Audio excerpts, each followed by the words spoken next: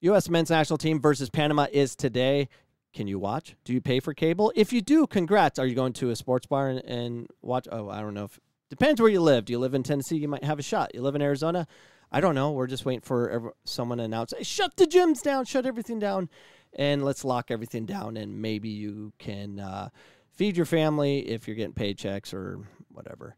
I don't know. I'm not liking these shutdowns. I believe in freedom. We know enough about this virus. We know enough. I don't know how I get on that tangent. Oh, I know how, because it's always on our mind. Anyways, the U.S. men's national team is playing Panama today. We're going to get we're going to have a segment with Gregg Berhalter on his tactics. This will be the second one we've done. I'm very excited about that. But you can watch for free if you haven't used all your free 30-day trials like I have. The United States men's national team will play its second friendly of the month when the red, white, and blue will face Panama Monday in Austria. The Americans are coming off a scoreless draw against Wales, showing that they don't have any ability to attack. I'm not even reading the article anymore. I'm redoing my room. I'm trying to get a podcast room. This is just, I need my own space. So anyone out there want to give me, rent me a room? I can have a dedicated podcast area for free. Rent for free. That'd be appreciated. No, I need to build my own room. I need my other daughter to please go to college. Get out of here. I need her room. I need a podcast room. I need a place to be. Not in this little box. And I got fake walls up. And anyways, I'm redecorating. That's why it's all green and blah. But anyways, no further ado. Let's bring on our friend Gregg Berhalter in our segment of Gregg Berhalter Tactics. Tactics with Gregg Berhalter. Well done. Do you know who my brother is? He's kind of a big deal. Now we know. Knowing is half the battle. Gregg Berhalter. Do you know who Gregg Berhalter's brother is? He is a big deal. He was making a killing. He's the one that got his brother the job. But in all seriousness, the U.S. soccer had to hire him. They need to hire someone cheap to offset all the legal fees they're dealing with the women's national team, but that's another story. But the main story is Gregg Berhalter and his tactics of got to develop. It's all about coach, coach, coach. He's no different than the ECNL weekend I was just at watching girls play, and very athletic, but the coaches, there's zero development. We develop very few players in ECNL or any of these teams. I mean, there's very few teams that are being developed. It depends on the coach. They're hard to find. Is your coach allowing your kid to play? Are we focused on the individual and make sure that each individual decision is a good one, or at least they process something so they're at least moving towards the victory of learning? And that's hard to do with this whole thing. You have to win.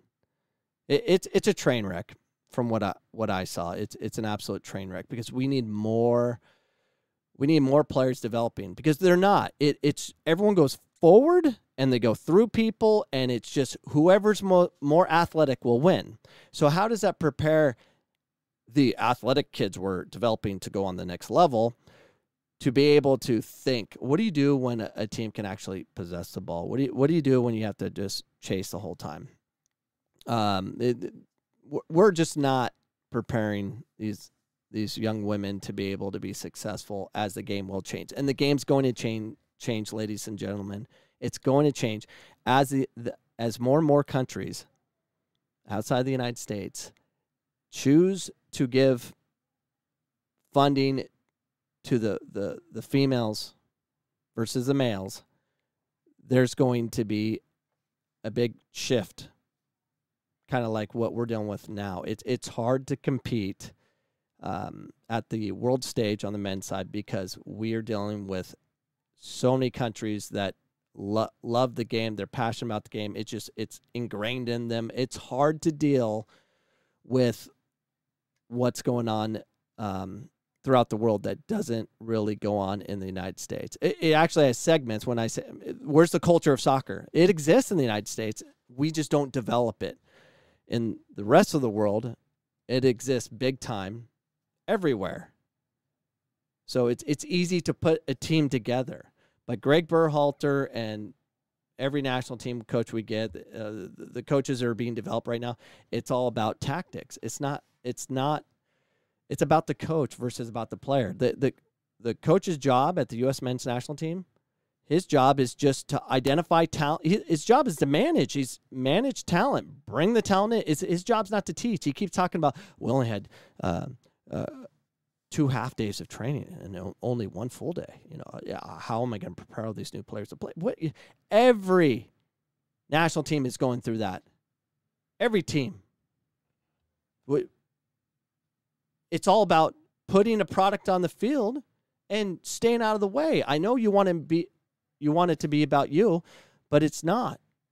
And that's what we don't understand. It's no different in the youth soccer we have. It's about the coach. It's not about the players. It's about the coach.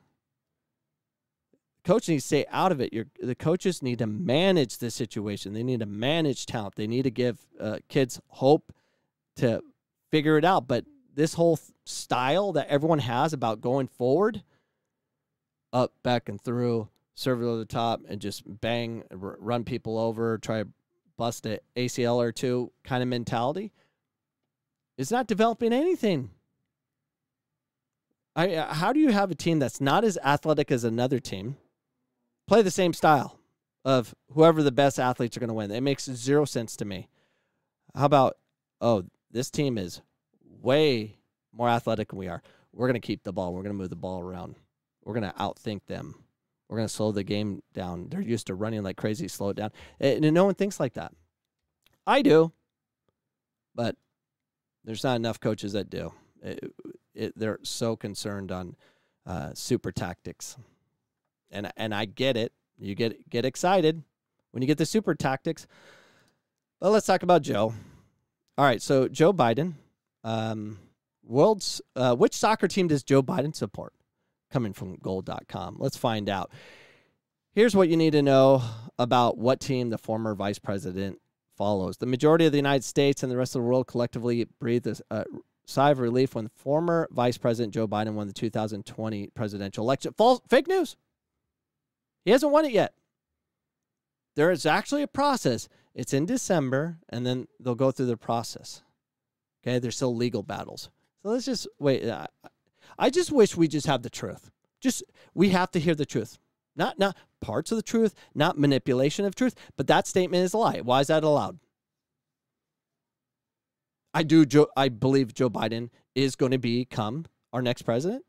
I do see that trend that's going to happen, but he's not yet. The media doesn't tell us who the president is. We don't know yet until it goes to the electoral college.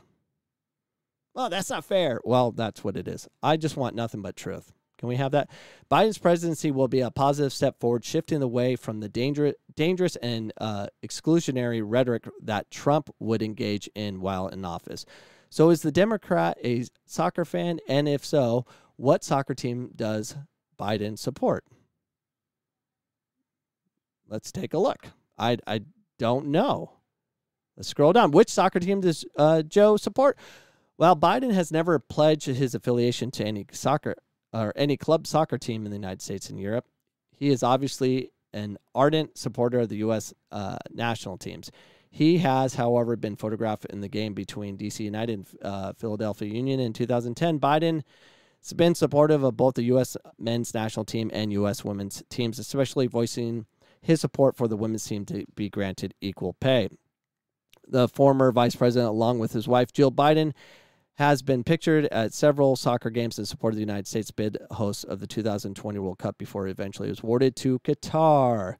Biden congratulated the U.S. women's national team immediately after the World Cup success in 2019 in France, writing on his Twitter, U.S. women's national team, congratulations on the big win and thank you for the jersey. Your talent, heart, and advocacy for equal pay represents the best of America and serves as an inspiration for all. He has consistently called the U.S. Women's national team be paid the same as their male counterparts. They are, and even threatened to withdraw funding for the 2026 World Cup as president should the gender pay gap issue not be resolved. He has nothing to do with that. That's a dumb statement. Joe Biden has nothing to do with FIFA. Nothing. I get the U.S. kind of runs the world with, providing everyone with security with our armed forces and stuff. We don't control the World Cup. You're going to pull funding from who? U.S. Soccer doesn't do that. The World Cup is the World Cups. The FIFA deals with that. We have nothing to do with it. To the U.S. women's national team, don't give up this fight, he said on Twitter. This is not over yet. Yeah, this wasn't a political statement. Let's see what Joe will do if he becomes president. Will he immediately deal with them? Will Megan Rapinoe be in the Oval Office? Will he get anything done? No, he won't. To U.S. Soccer, equal pay now, or else when I'm president, you can go elsewhere for World Cup funding. A dumb statement. He has no idea what he's talking about with the World Cup funding. It's funded by FIFA, idiot. A number of current and former U.S. women's national team athletes have also publicly endorsed Biden for president, with Megan Rapinoe and Alex Morgan all supportive of him. Congratulations, Joe Biden. Rapinoe wrote on Twitter, number 46, and has said the historic day for Kamala Harris and the women for Black women and South Asian women and LFG.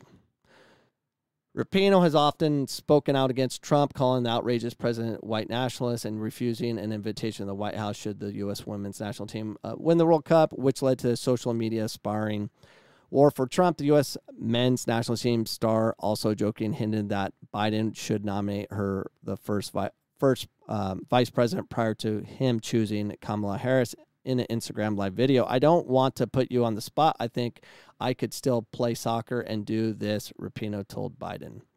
Oh, okay.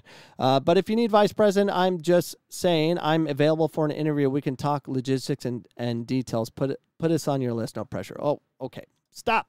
Done. Can't do this anymore. Politics suck. And it's gross. And it needs to stop. Has to stop. It can stop. Yeah, that's all we need to do on that. So the U.S. men's national team is playing today. Best of luck to them. I'll come back with another report and later tonight talk about what I thought, according to Twitter, I guess, because I'm not paying for it. I'm out of money. All right. We'll see you guys later today.